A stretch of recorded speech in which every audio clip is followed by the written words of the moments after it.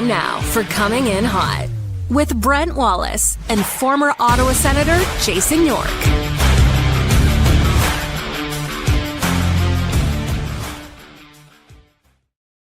Good morning, everybody. Welcome to Coming In Hot. Brent Wallace alongside Jason York. Alex Daigle will join us lately. Apologize for the little later start as we got chatting. I know that comes as a shock, but we got chatting. We got into the chit chat a little too early, Wally. Lots going on. Yeah. How was your weekend? It was good. I don't really remember. I just remember yesterday. Sunday's a work day for me, so I just spent all day watching the game and doing some work. And then I watched the golf, the Masters, which was exciting. Like I thought it was going to be boring down the stretch. I saw Rory's up 3 strokes. What's he got? Like 6 holes left, and I'm like, he's just gonna walk this through. And then all of a sudden, he triple bogeys or whatever, and we're back to having a playoff. I loved it. Great drama. Oh yeah, it was so good. I had a lot of people over at my house, so I had to.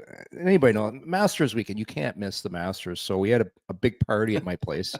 My granddaughter Margot was 1, Wally, and happy birthday. Yeah, it's here's the thing with first birthdays, and this is pretty cool. My wife and I, Laurel, have a selfie when she was first born. Do a selfie with her on the first birthday, and we're gonna do a selfie on every birthday like this. That's the plan. Well, but it was fantastic. It was like a wedding, Wally. It's like, and we were chatting about this before the show. She's not going to remember it. No, she's only going to look at pictures.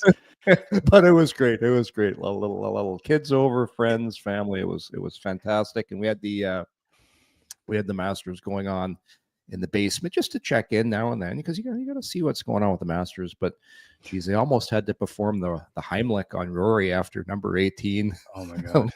What was it, a 4 or 5 footer? I thought it was over, and I was like, he missed. It made it so good though. You know what?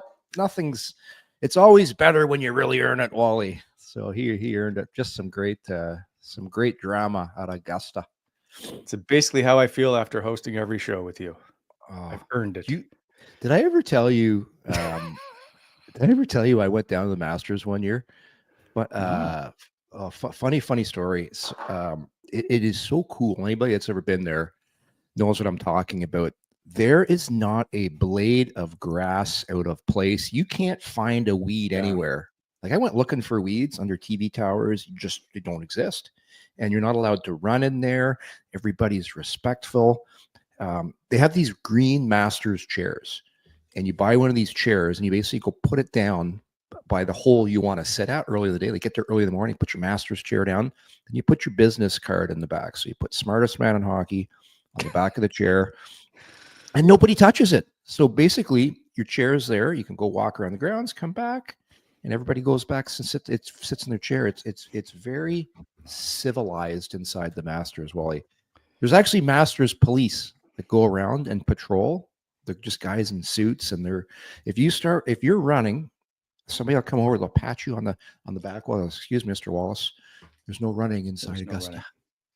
No, it's very civilized. You go to the bathroom, you go into the beautiful facilities, you go in, somebody opens the door for you, you walk in, enjoy your pee, Mr. Wallace. Thank you. Like it's just, and then like sandwiches are like $1, drinks are like whatever, everything. It's like you're back in the 1950s when things were a reasonable price, and there's no labels on anything. It's Masters chips, Masters cola. It's the only place you can buy Masters merchandise. That's right.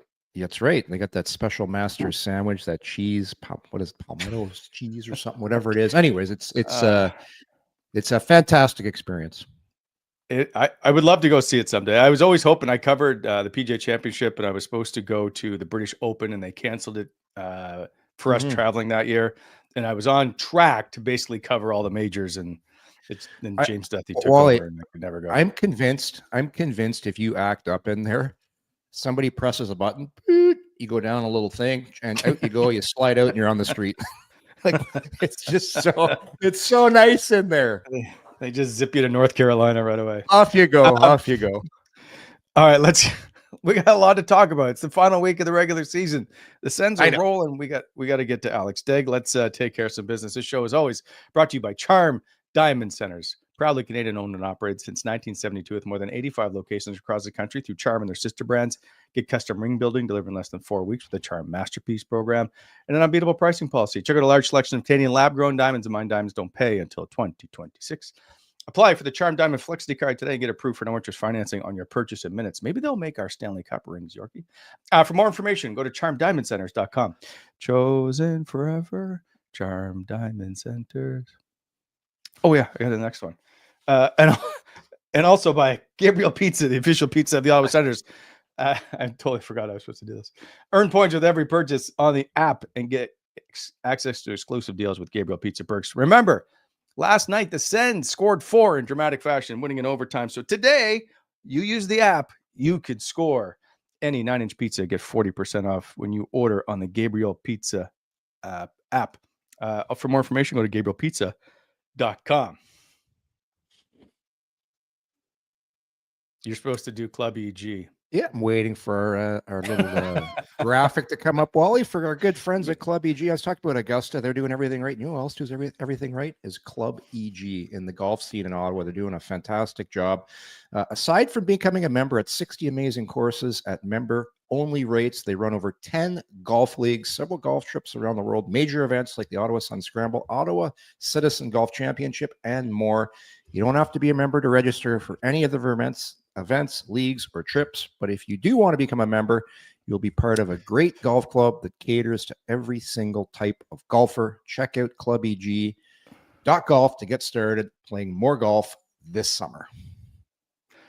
All right. So, on Thursday, we gave away or said to contact the show. We're going to give you a complimentary foursome to Mountain Creek, courtesy of Club EG. Today, that winner is Kirsten Olch. If I've said your name incorrectly, I apologize, but I will get in touch with you. Your email still works the same, so I'm not concerned about that. So congrats. Enjoy your round at Mountain Creek. We'll give away another one this Thursday, which is for the Marshes. And I think it includes, carts are included as well in this one. So the Marshes as our final golf giveaway from our good friends at Club EG. Now, a reminder, or I guess I should say now, if you haven't seen it on social media, we're going to give away tickets to tomorrow's game in the 100 level. They're amazing seats. They're in the corner, section 103, I believe it is. Also, each of the 2 tickets has $15 in food credit, or you can use it at the Sens store. Plus, you get 1 valet parking pass, so you can park in the valet lot. Sweet. It's an amazing package. Yeah, it's like over $400. So thank you to Minot Construction for the donation. And all you have to do, email the show at cihsens@gmail.com. Just say, go Sens, go. But you have to do it by 10 p.m. Eastern tonight, Monday night is the cutoff line, because I keep getting all these right up until the timeline. I can't get them all into the draw. So 10 p.m. tonight, say go Sens, go. cihsens@gmail.com. Now, we've got through all of that. Let's bring on the Daigle. Like, I don't even call him Alex anymore. Every time I see him, it's just the Daigle. Go Sens, go! Woo! I'm winning those tickets. I'm going to put you in the draw right now. Hey. However, you are at the rink more than anybody these days, so you could just walk in now. Yeah. Actually, I got my broadcast pass, so I'm part of your selected club. So I'm very proud of that. I'm doing the hockey. I think I'm going to do the playoff, the Sens playoff for TV Sports. So it smells no very way good on that front. Yeah. That's hey, awesome. listen, if you win those tickets, so you got to make sure that Andre Waugh doesn't take your seats. If you get those. That was unbelievable. Jeez. Just a little story. I got my tickets with my kids and friends about 2-3 months ago. And Andre just got tickets Sunday and arrived very early, put coats everywhere. It was like, just attacked the buffet with 4 of his kids and boyfriends and girlfriends. And it was like no chairs. Even Jim Kite was up. And I started showing video of Jim Kites. And of his fights, and the kids got a little bit intimidated. So he got his 2 seats. So I was very happy for him. But Hey. I couldn't find any of my fights, so it didn't work out well for me. So I spent most of the game standing. That was The nice. Daigle, hey, the Daigle and I are gentlemen. 2 of us Yeah. stood up. We stood for the first period, like true men do, while Andre stole all our seats. just took over the whole. Just took over the whole. Look at this guy right here. Still, that was a great. It was a great time. Hey, Diggy, the energy in the building is. There you go. It's incredible right now. Look at these guys. Eh? They pushed Daigle to the back. I Wow. know. That's the seat. As soon as the seat got open, he had to jump on it. He had to jump in there fast to get a seat. But That was a great game. Very fun. Yeah, it's a good time though. It's pretty cool in there right now. Like the energy that's going on there in the building, Daigie. Like they got a pretty good vibe going on right now, don't they?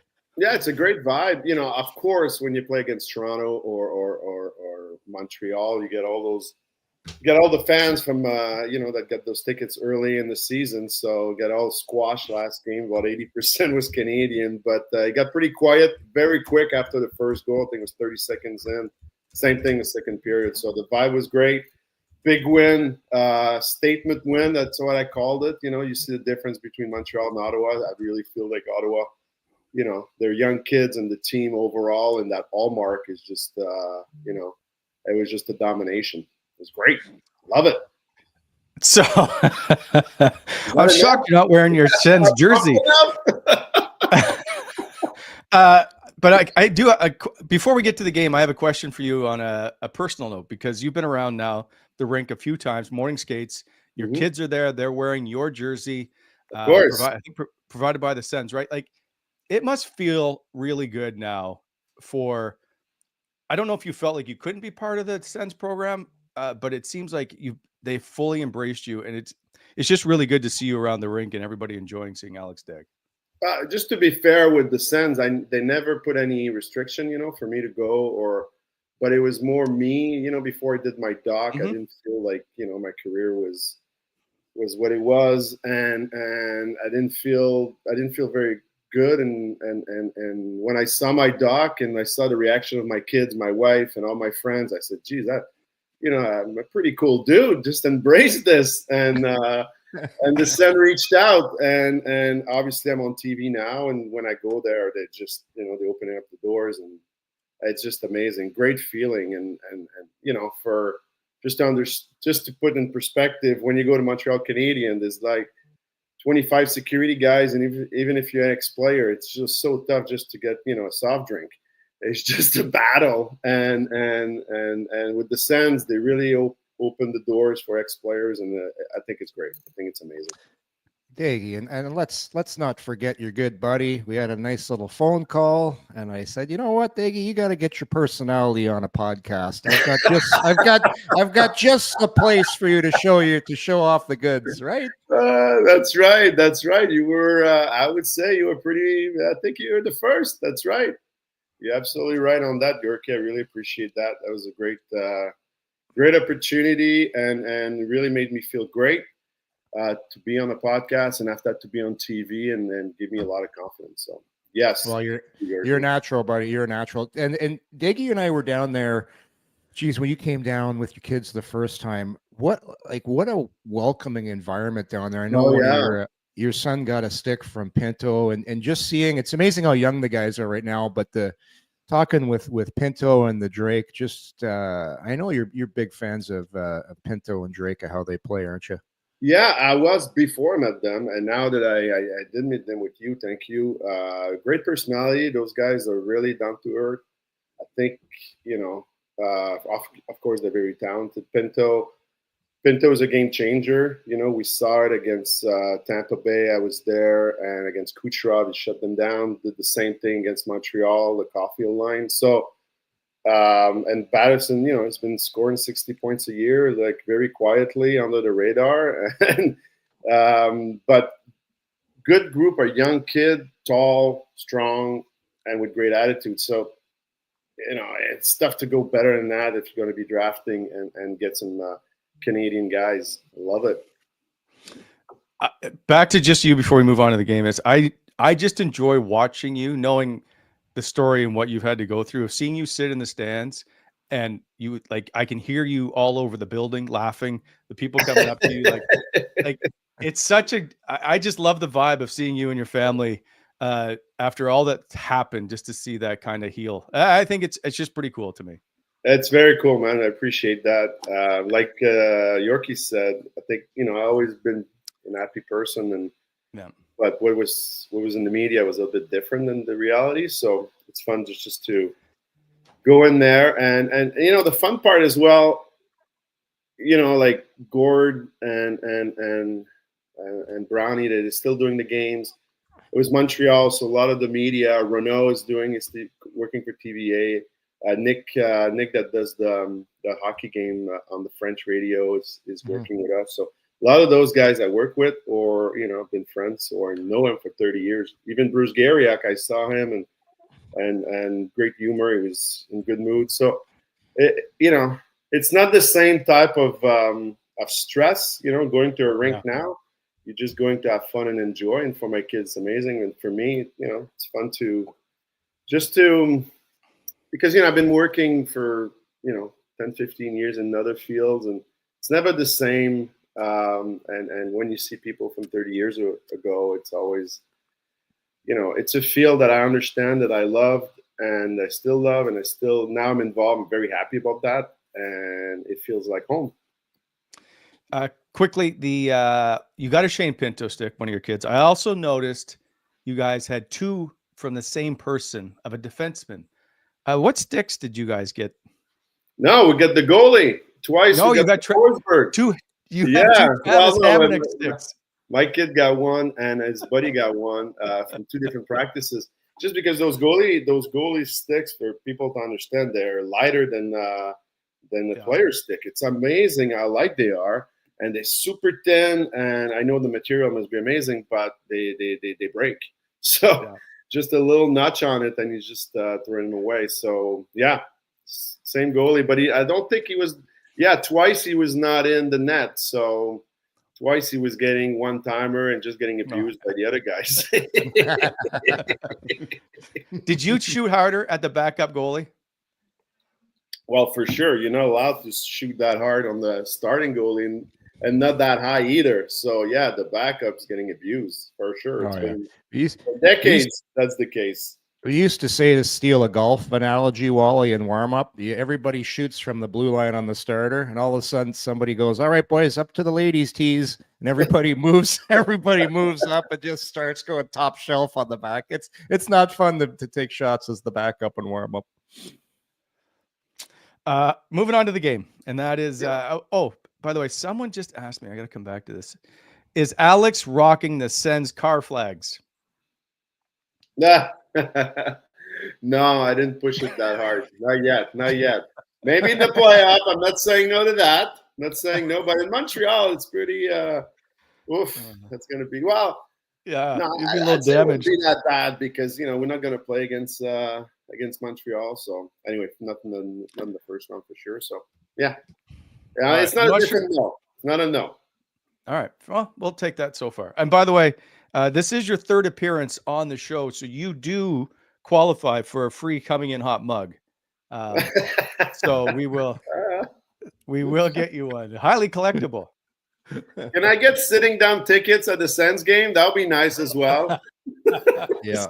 Listen, we can't move mountains here. Start with a mug. Move to the Okay. We just won't invite Andre. All right, gentlemen, let's get to the game last night. A 4-3 win over the Philadelphia Flyers, which, let's be honest, didn't look great, as Philly led 3 times in this game. Ottawa sat 5 regulars, if you will. We'll include Brady in that. He's skating, so let's call him injured, and they sat 4 others: Matt and Paolo, Jensen, Ridley Gregg, and David Perron. What did we think from that game? Was it a gutsy win, Yorkie? I don't know. Let's take both games as a whole here, Wally. I say the Montreal game had a little gutsiness in it. Like, that was something. That was, I'll steal Daigle's line right there. I thought the Montreal game was a statement game. That game, that CTC Center was filled with Habs fans, And if Montreal would have won that game, that would not have been a fun place for the players. So that, to me, that was a statement game. Gutsy, send home the Habs fans, unhappy, angry. But last night's game was just taking care of business. Just get in there. Lots of guys got a chance to play. I was really impressed with last night was Gilbert. I thought Gilbert played really well on D for the Sens. I liked his game. Nice to see Zetterlund use that shot of his and get another goal. That was good. So to me, it was just preparation for the playoffs, because if this team goes far, if they can get by Toronto, which is probably who they're going to play, you're going to need more than just your regulars. So it was nice to see Crookshank had himself a nice little game. I mentioned Gilbert. Some guys got some more ice time. So to me, it's prep.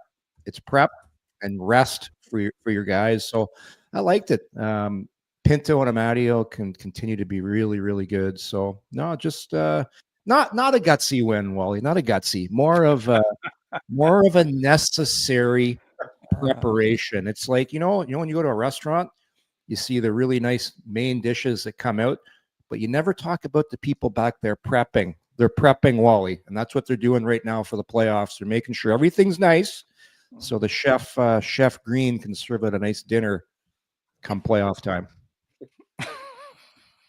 Wow. Okay. Yeah. Wow. That's very poetic. Yeah. Okay. Yorkie, it's funny you say Chef Green. Jake, if we put up the home cooking, we happen to have Chef Green hat, as you can see in the corner. Look at Travis with the hat on. The Sens, by the way, I don't know that we appreciate how good this season has been for Ottawa. They're 44 wins. I think ties them for 5th most wins in franchise history. Their 26 home wins is the 3rd best amount of wins at home they've had in a season in franchise history. Dig I don't know how closely you watched the game last night, but I thought you and I were talking about this, about Stützle in the box. I thought it was really important for him to have himself a good night. He had 3 points, overtime winner. That's got to be great for his confidence, because we're almost playoff time, and he was in a pretty big slump. So I thought, again, with the prep, I thought Timmy was cooking. Yeah, no, I watched the game yesterday, and for me, Stützle's the key to that team. He's got that puck on his stick for a long time. He's controlling the puck a lot.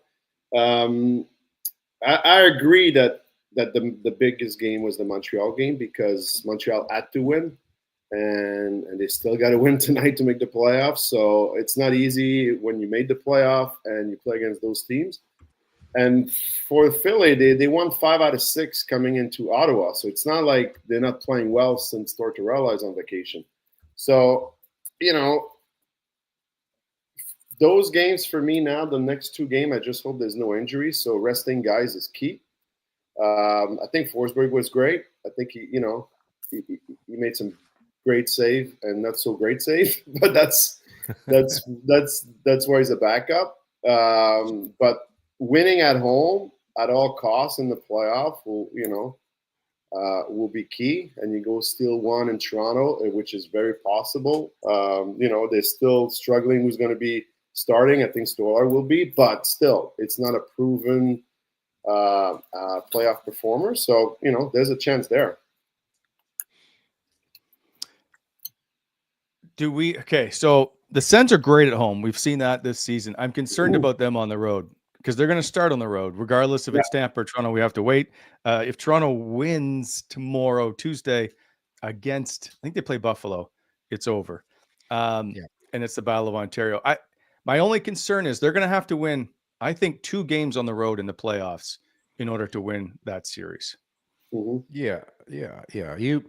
Listen, that's the way the playoffs goes. I actually think in today's modern NHL, there used to be, like, long ago, a real home ice advantage where you'd go into certain rinks, you'd have a shitty dressing room, smelly towels.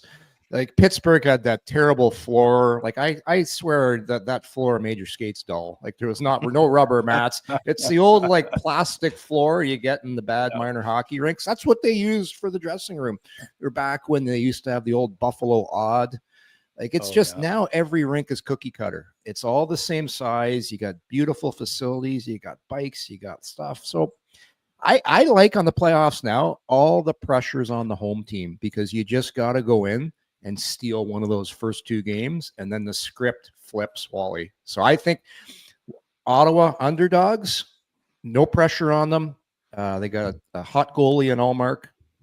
They're going to be healthy. Brady Tkachuk, you got that factor. So if I'm Toronto right now, you're going up against a very unpredictable opponent with that X factor because everybody knows what Brady Tkachuk did in the Four Nations. So this can be a very interesting season series. And for me, I like the fact they're starting on the road. I think it's advantageous. You made 1 or 2 good points there, Yorkie. I'll give you that. The first one that you Thank made, you. I just analyzing what you're saying. So, yeah, I think playing on the road, not the same deal it was 30 years ago when you go to Chicago, you go to Boston, you go to even Buffalo, you go to those rinks that were terrible. Yeah. And it was tough, super tough. That changed 100%. I think Toronto, yes, there's stress, but not as much as playing Tampa Bay or Florida. I'll tell you that right now. So they're pumped up. They think they can flip it pretty quickly. We'll see about that. I don't think that's going to happen. I think Omar's going to be the key in that series. But you got to realize that Ottawa's got 3 amazing centers and lines. Not an easy team to play against. Yeah, good point. Good point. Yeah, they've never had this. Like this is even you go back to the 2017, Wally. Just Daigle's point. You win with depth down the middle, and they also got some size down the middle right now. Like that Cousins trade. That Cousins trade. He's 6'3". He plays on the inside. That whole line that's been created since he's come to town is big. They're heavy and they're skilled with Batherson. And I don't know how much you've watched this. I know you've watched David Perron, Daigle, but man, 37 years old. That guy's playing like he's a 22-year-old kid right now. I'm very happy for him because obviously we all know he had an injury and his kids, he had some health issues. So I was just hoping that he can recapture the way he was last year and the year before. I didn't want his career to end that way. Mm-hmm. And I'm very, very happy that he turned it around and everything is fine. And he's going to be a big contributor, 100%. He's, like you said, those are heavy. Imo I really like as well. Yeah, because he's got energy and he goes in there. He's going to be hitting. That's a playoff type guy, so it's great. For me, the D will be key, but the D got to stay healthy. And a Shabbat and Sanderson, they got to move the puck. Sometimes they hold the puck a little bit too much. And I think that's going to make a difference in playoff because everybody will be finishing their checks. So they have to be, very cautious of that. Not taking unnecessary hits. We saw that in the Montreal game where it was pretty clear early on Brendan Gallagher was to target, or everybody was, to target Tim Stützle. That's going to be playoff hockey. Can Tim Stützle handle that type of pressure? Because he is going to be shadowed like never before. That's a good question. And when's the first time it's going to happen to you? Not that easy. So, especially his type of play, he's going to be holding the puck a lot, so he's going to be a target. Mm-hmm. Toronto is pretty heavy as well. So I think you got to go on Riley's side all the time. That's going to be key. I'm him. But I think there's a couple of guys too. It's the first playoff, for Shabbat. There's a lot of guys. Well, pretty much the old teams. Except their entire D, except Nick Jensen, has never played in the playoffs. Yeah. Well, Travis Hamonic, but I don't think Hamonic's going to be in their top 6. Yeah. So there you go. So it won't be, be a big wake-up call for sure. Yeah, for sure. Brandon Carlo was a massive pickup for the Leafs. Like he's going to be if you watch him in the playoffs, he's built for playoff hockey. Whatever. Tanev as well. Yeah, Tanev was a great pickup as well. So the Leafs are greatly improved on the back end. Like those are great additions. Like you can't whether you like Toronto or not, you got to be honest. That's going to help Toronto quite a bit because that's something they've never had. Like their Edmund D was- Larson, big pickup. yeah, well. experience from his time in Tampa, big body as well. Toronto's D's is a lot better than it used to be. It's going to come down to their big guys again, like it always does. Is Matthews and Marner and Nylander and Tavares are they going to do what they're paid to do? And that's what it's going to come down to. But for me, if you watch Daigle, if you watch teams that do well in the playoffs, it's always the team that has that really good third line. Like how many times like the third line always steps up on the playoffs. Look at all the teams. Remember when Pittsburgh was winning cups? Max Talbot, his fingerprints were all over those games. Right. Max Talbot, like that one playoff they won, Crosby was quiet. And it's those guys, those depth guys that step up. And for me, that's the key for Ottawa. Guys like Amadio, guys like Pinto, Perron, Cousins, Batherson, because usually your top guys, it gets tough for them in the playoffs. Yes. And that's why it's so important to have depth. And brings me to Tampa Bay. They went and got Gord back and Brongstrand, I think. Bjorkstad, good pickup. Yeah, and Gord on the same deal. It's like amazing. Like, those guys, they won that way. Third line key. And they went and got those guys. So they're going to be very dangerous. On the D, another guy, Benoit, Toronto is pretty heavy. Yeah, they are. What I like about Toronto, you got Marner and you got Tavares on the unrestricted free agent. And when you go into the playoff with those guys working for a contract, it's always a big positive. Yeah. Unless the pressure gets you. Yeah, unless it gets to you. So, and we don't know, there's still a chance that it could be Tampa. But when you go back to that pressure, you guys played. And Yorkie, you played in the Battle of Ontario. Is there a mental side of this thing that plays a part where Toronto hasn't gotten past the first round in 9 years? For sure. There's demons you got to exercise. You're thinking about it. I was part of Ottawa teams that had a tough time getting out of the first round, and it was Toronto on the other side. It's you've got to battle the demons of the past. You've got to you got to be so confident, and your mind has to be so clear when you're playing in the playoffs. Distractions. That's why teams will take their players and I always think it's a bad idea, Daggy, when they take the team, and especially at home, and they make you stay in a hotel. Like, you got to stick with your routines that you do all the time. Steve Staios was talking about that on the broadcast last night of handling pressure by maintaining your routines and doing what you always do. So, yeah, it's until Toronto does it, everyone's going to be asking the questions, right? And that's why I say the pressure is greatly on the Leafs in this series. Nobody on this Ottawa team, some of these guys weren't even born when you go, a lot of them, when you go back to those early Leaf series. So nobody on the Ottawa team is thinking about past losses to Toronto because none of them were part of it. But on reverse side, the Toronto guys that have not gotten out of the first round are all part of it. So that's the difference. I think you're right on this. The pressure is all on Toronto.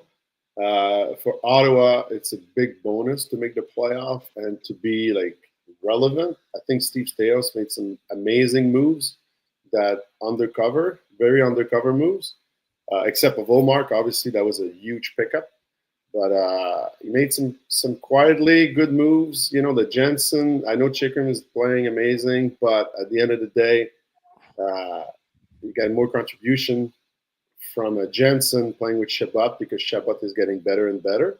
So those are, super moves. Amadio came in as well. They make him play a little bit more with some injuries. So, you're not far away to win the Stanley Cups in Ottawa if you continue that path with Staios and the management being very aggressive. So that's going to tell us a lot about a lot of players in the playoff, and that will mean, more moves in the summer. Is Ottawa a big enough team in the playoffs? I still think they're a smaller sized team right now. They're about to get a lot bigger in game one because a guy who's 6'3", 225. Oh my God. I was out, I forgot to tell you this, Wally. I was out for a walk in Westboro on, when was it? It was on Friday. I see this massive guy coming down the park path. I'm like, holy shit, is that guy big? And it's Brady. He's pushing the baby carriage, got walking around. He's got the shades on. And I'm like, you don't like when you see somebody away from the rink amongst normal people, you're like, this guy he looked like the village giant, like out for a walk with his kid. I'm like, hey, Brady, what's going on? It's just, he's such a big guy. So are they too small? Yeah, but you can be small, but to Daigle's point, you it's like the little terrier. Like Highmore is small, but he's got some terrier in him. So he plays bigger. Their D, could they use one more big guy back there? Oh, well, it depends how Clevin plays. Like he's a big man. It depends on who's going to be playing. Is Matt and Paolo back in? I really like how Gilbert played last night, as I mentioned, another big man. So it's I don't know. I think size-wise they're fine, Wally, especially down the middle. Stützle, he's a thick guy, 6'1", whatever he is, 205. Pinto's all a 6'3", Cousins 6'3". So down the middle, they're fine with size. And, I don't think that's going to be an issue at all for them. I don't think that's an issue at all. I just think, first playoff, a lot of answers will be. And at the same time, I don't want, when it's your first playoff, a lot of people won't be, comfortable and everything. And I just hope that people will have a little bit of, not as aggressive at throwing people under the bus quickly and make trades on emotions. Two players I want to talk to quickly before I let you go. That's Tim Stützle, his game of late. We've been on him a lot, not shooting the puck. Two shots yesterday, 2 goals. He did it. Travis Green had a tough conversation with him. He said Travis was not very happy with his game of late. Do we think struggling or not lighting it up going into the playoffs is a big deal, or are we happy to see the game we saw yesterday, which was a 3-point effort, the overtime winner, 2 games to go? We'll see how he gears up going into the playoffs. Is Tim Stützle a concern for either one of you gentlemen? What do you think, Daigle?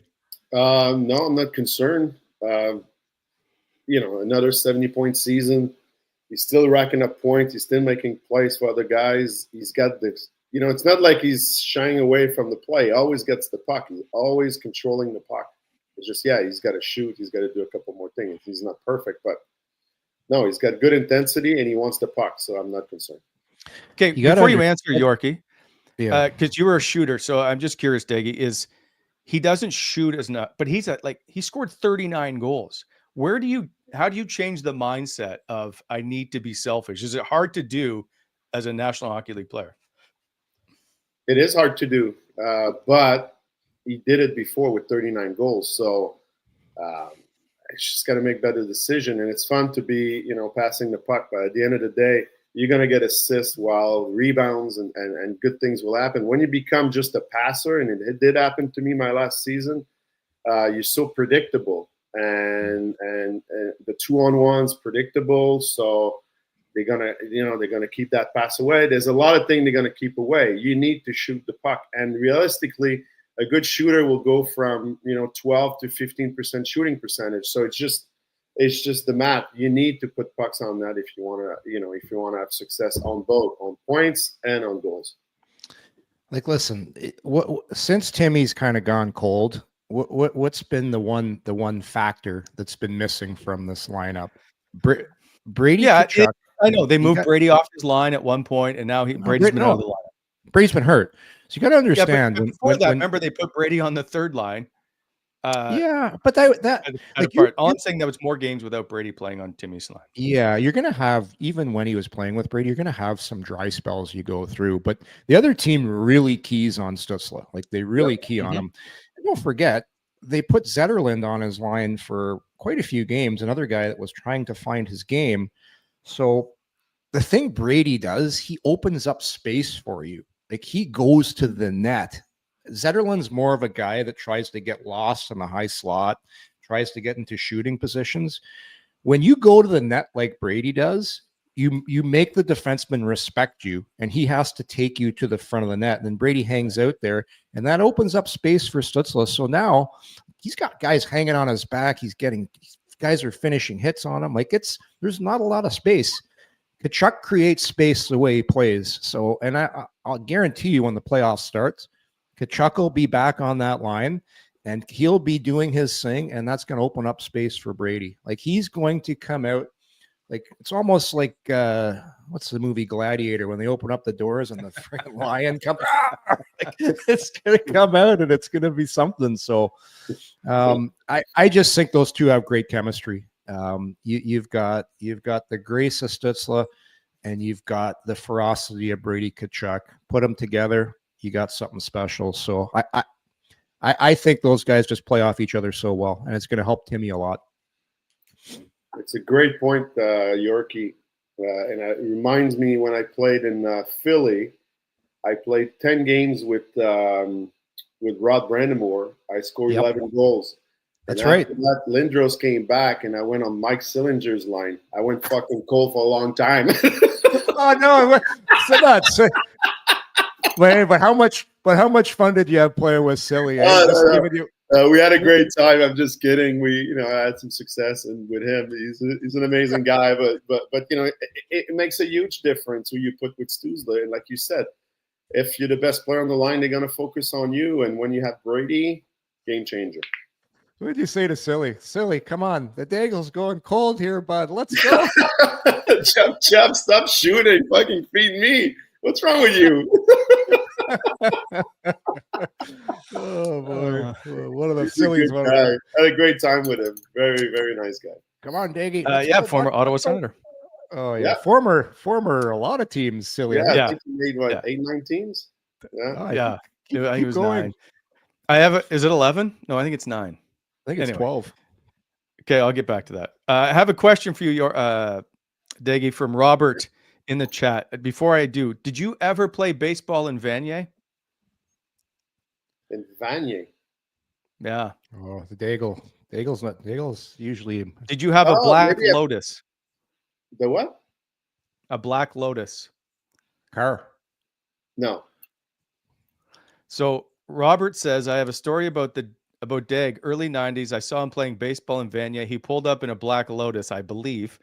I asked him for an autograph, gave him a piece of paper, and in his French accent, he said, "Do you want me to sign this with my finger?"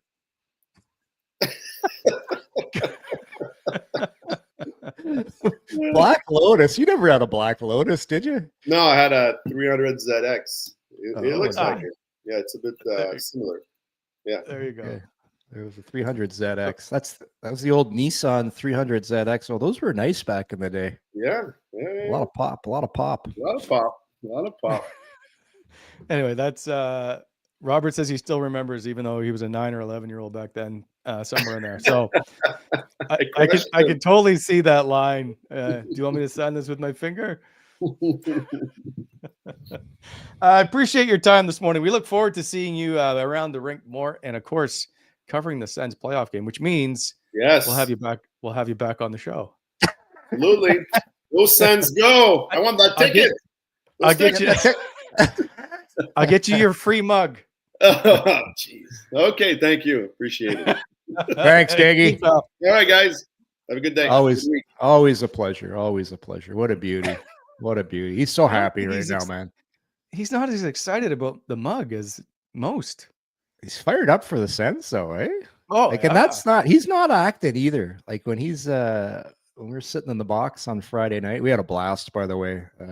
Andre Wall, a lot of guys in the box on Friday night. Jim Kite was in there. Scott Pearson, good friend of mine, used to play various different teams. Lots of fun in there. But no, he is sincerely happy for the city of Ottawa, because there's always a special part of you when you play in a city like Ottawa, because it's like you always say this, right? Ottawa's it's a big small town, and it's a close-knit community, and No, great to see. Great to see he's having fun back in the building and just small part of it, but makes a difference having guys like Daigle around. So seeing him around the rink, and I said this to him earlier, it's cool to watch. Just him, it just feels like it's really good to see your very first pick being now accepted back around. It's fun. Like you feel the energy with him around. He's always in a great mood. Yeah. I just love seeing him around. That's all. And Zach Smith was in town. Zach was in with his family. That's right. It's just. By the way, cool. Zach comes back every year to do Maddie's Gala, which is a charity that he's always really supported. And Kyle Turris comes back every year to do the Condors. Lots of guys still feel part of the city. Yeah, one of the really good things that the Sens did back in the day, and they were one of the first teams to do this, was they would do a lot of community events. And Pierre Gauthier actually would have it written in the guys' contracts, would say, you have to do X amount of events for the Ottawa Senators. And you didn't really have to do it because you asked guys to do something. Hey, you're going to come to the hospital visit? Absolutely. You're going to go to the Ottawa Boys and Girls Club? For sure. Like, I'll go. Name the date when you want to go. But Pierre was smart back then. He knew how important playing in a city of Ottawa was like, and what it means to the community to have your players part of the community. And that's been one special thing with Ottawa. Well, you've seen it every year with the CHIO visits and things that the players to this day continue to do. You mentioned Kyle Turris with the Capital City Condors, still comes back to the golf tournament. Matt Karkner, the Wade Redden, Daniel Alfredson, Philly, Nealer. It's always been part of it. And the players realize that when they play here, which makes it special. Alfie was a big part of that because he made guys. Didn't make them, but he established this is what we do in Ottawa. Same with Philly and Nealer, who were part of the leadership group, obviously. But everybody got out. I remember Mike Fisher, Philly, the 65 Roses. Fisher's Roger Nielsen House. They just all you didn't have to ask. Alfie was one of the, he was one of the pioneers for getting behind mental health in Ottawa when not a lot of people talked about it, getting involved with the boxing event, Ringside for Youth. That's the cool thing about playing in Ottawa, because when you're playing, a lot of guys don't realize this. When you're playing, you have an opportunity to do something with the platform you have, and you can do a lot of good. That's probably one of the things I miss a lot about being a player, Wally, is you have a window to help people and be part of something, because it's important. It's really important, and guys here understand that. So I'm trying to find, because I have it somewhere and I've always waited to use it, and now I can't find it when I had it. I have you, and I believe it's like Dono or Van Allen with Cyril Leader handing out Thanksgiving turkeys. Yeah. We went down to the. I feel like it was the Shepherds of Good Hope. It was the Shepherds of Good Hope, right down in the market. Yeah, that was a while ago, and I remember I was I'd been long retired. They needed some guys to go down. Absolutely. Anytime you get a chance to do something like that, it's good to do. It's good to do, and I think it's really important for current players to get involved with initiatives like that. And we've seen it recently. I know Brady's got his now charitable arm, if you will, that he's Kachuk's kids and whatnot. There's a few. The problem with now players compared to previous ones, they don't stay in the same city long enough anymore. Yes and yes and no. Yes and no, because a lot of more and more guys are signing long-term deals and not moving around. Like I get you. It's like the fringe players are always moving around from team to team, but teams are locking up their stars, and the stars are usually staying. But they changed the entry-level contracts and the restricted free agency, right? They dropped it from 31, and so that's what kept guys in the cities longer, and that's all. They just seemed to get out more earlier on. I gotcha. So Yorkie, there's 2 games left in the regular season. They will play Chicago tomorrow, Carolina Thursday, which, by the way, Montreal plays both those teams the night before. So they do get each team on back-to-backs. Do we expect as much resting in the last 2 games? And do we need to see the team play a certain way as they play these final 2, or is this just how they play doesn't really matter? They will get into the playoffs and be ready to start game 1. I think the nice thing is when you insert guys in the lineup that aren't regulars, you know they're going to play like their life depends on it. Kind of like how Cruikshank played last night. Like he knows that's an audition. And even if his future potentially might not be with the Ottawa Senators, he gets to showcase him. So I'm not saying that's going to happen, but that's the mindset you take. It's like, I have an opportunity to play in the NHL. I am going to play like my life depends on it. So I think it's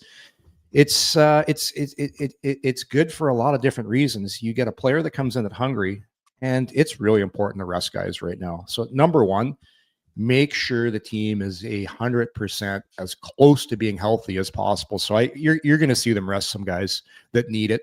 Jensen obviously need it. Brady back skating, but so nice they could get him the rest that he needed. And who knows? Who knows with a guy like Sanderson? I don't know if he requires rest. The guy's just an absolute machine. He's like one of those high performance cars where you got to drive it hard because that's what it responds to. But man, you would got to think he might need a rest. So even though he is a freak, you would hate to see a guy like that go down before the playoffs. But hey, they'll do the right things they need to do with the medical staff, the talking to Steve Stajos, the coaching staff, and make the proper adjustments. But no, it's whether they win these games, yeah, it'd be great. But it's all about making sure you're ready for game 1 of the playoffs as healthy as possible. Okay, so here's until the Toronto Maple Leafs secure the spot and the Sens will play them, which it appears it's going to be the case. Do you have a particular favorite between Tampa and Toronto of who you'd like to see Ottawa play? Between those two teams? Like take out the Toronto factor of being the rival. Like, just the teams themselves. I don't think you want to play. Although I do like how Ottawa plays against Tampa, but they played extremely well against Toronto this year. The thing about Tampa that's scary is the Vasilevsky factor. Yes. He is a proven commodity come playoff time. He is one of the best goaltenders in the world still to this day. Victor Hedman, Ryan McDonough, Ivan Chernak. That is 3 world-class defensemen back there. And to Daigle's point, look, the trades they made at the deadline, Yanni Gourde is like that guy is he's a playoff player. Oh, he's just a little. He has a Mike Fisher vibe to me. Yeah, he's mini fish, just tiny, but he's angry out there and he's skilled. Bjorkstad, Oliver Bjorkstad, another really good player, and they know how to get it done. So yeah, I lean towards Toronto, but I really believe Toronto under Berube is going to be a different animal. Like he's going to have them prepared to play playoff hockey. Like he'll have non-negotiables where I don't care if you're Austin Matthews or Matthew Knives, you are finishing your hit every single time. And the additions of Tanev and Brandon Carlo are going to be huge for Toronto. So it's going to be a good series. It's going to be a really good series. But it's not the same Toronto Maple Leafs. I like the changes they made if you're looking at positives for them. So it's going to be a battle. It's going to be a battle, and it's going to be a great series. I think it's Linus Ullmark's series, one way or the other. Right? Yeah. If he can steal, like, let's be honest, the Toronto Maple Leafs are a much better offensive team than the Ottawa Senators. Yes. Well, yeah. If you look at the numbers. Look at the numbers. Let's be honest. Austin Matthews, Mitch Marner, even John Tavares has had a great season. William Nylander, like they're a really good offensive power. If they can shut them down and have the goaltending from Linus Ullmark, they can score dirty goals and win 2-1. And I think that's the way they get it done. Don't beat yourselves. Don't beat yourselves. Make Toronto.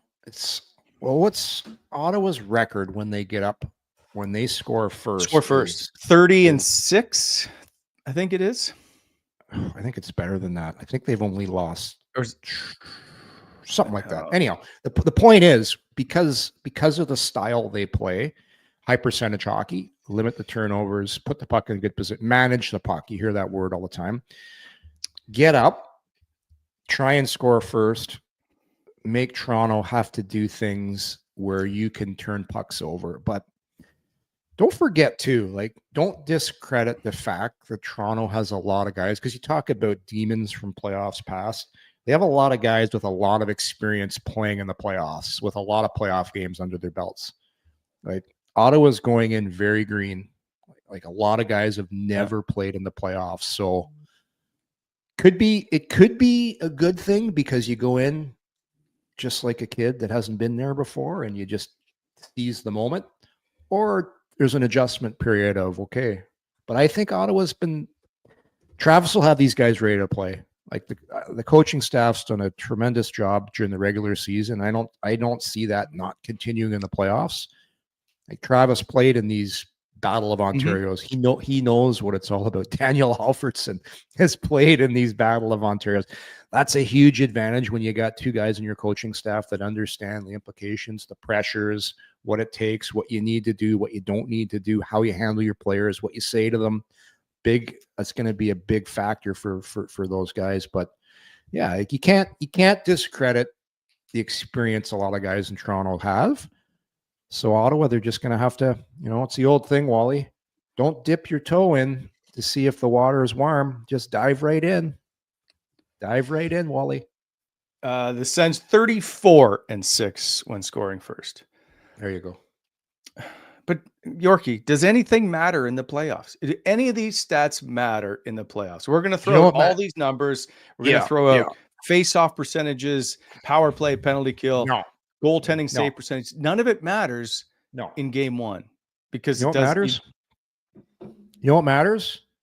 Allmark is 200 feet away. Let's say Stolarz starts. You got those two guys on opposite ends of the rink. You know what matters the most? Who plays better? Because that's what the playoffs come down to. Is that goalie on your team going to be better than the goalie at the other end?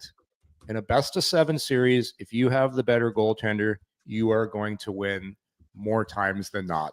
That's what playoff hockey is, Wally. It's a game of goalie. It's a game of goalie. Let's call it what it is. May the best goalie win. That's what it comes down to. If Allmark plays like he can, he should be the better of the two goaltenders. But it's a playoff, so you don't know. That's the beautiful thing about this. So, end of the day, throw all your stats away. Let's have a good game of goalie here, because that's what it is. By the way, the Tampa Bay Lightning are 6-3-1 in their last 10. Or sorry, 6-1-3 in their last 10. They just don't seem to lose. Anthony Stolarz has won 7 straight games. Yeah. Well, maybe he's due. Maybe he's due for a loss. a 156 goals against average, 941 save percentage in his last 7 games. Like, he's been good. He doesn't carry the same weight in name as Linus Ullmark, because he's a Vezina Trophy winner. But like, they're a formidable hockey team. Like, Ullmark doesn't have a ton of playoff experience. Like, he's had great regular seasons, but correct me if I'm wrong, like, he doesn't really have the playoff resume. So he's got something to prove there too, right? So absolutely. Like, but again, does the playoffs matter if you're playing on it? Like, he played 1 game for Florida, so it doesn't. Stolarz? Yeah. Yeah, it doesn't matter. He didn't even start it. He played 35 minutes. He allowed 3 goals on 19 shots, had an .842 save percentage and a .517 goals against average. It doesn't matter. Like, did anybody think Cam Ward was going to come in that year out of nowhere and lead the Stanley Cup, or the Carolina Hurricanes to the Stanley Cup? Did anybody? You just never know. Like, you never know when a goaltender is going to come and just heat up for the playoffs, and you're going to ride him and take you all the way. You just, like, you have certain bets that are better than others. When you look at guys like Vasilevsky, what Shesterkin did for the Rangers in some of those series, when the days of Patrick Waugh, Marty Brodeur. But I just find today's game, it's a lot more unpredictable with goaltenders. It's more evenly matched. It's a lot tougher to predict. And they're all huge now too. They're all huge now too. These goalies, like Stoller's is massive. Altmark's a big guy. Like it's fair enough. Yeah, we'll save it till tomorrow. I was going to get into Team D, but Graham Nichols will join us tomorrow. Talk about Thomas Chabot, who's currently riding a 5-game point streak. I'd like to get your thoughts on his game. Yeah, so good right now, Wally. I know we'll get into it tomorrow, but do you want to talk about a guy that's playing the best hockey of his career right now? Thomas Chabot. And so let's see what that means going into the playoffs. So until tomorrow, by the way, we will, you know what? I'm in a good mood, Yorkie. Let's give away a Lean Us to Victory t-shirt tomorrow. Really? Right now? Yeah. No, we're going to do it tomorrow. So tune in tomorrow. We'll see what else we got. But yeah, we're going to give away a Lean Us to Victory t-shirt tomorrow. We'll see you all tomorrow, 9 a.m. Thanks for watching, everybody. All right. Take care.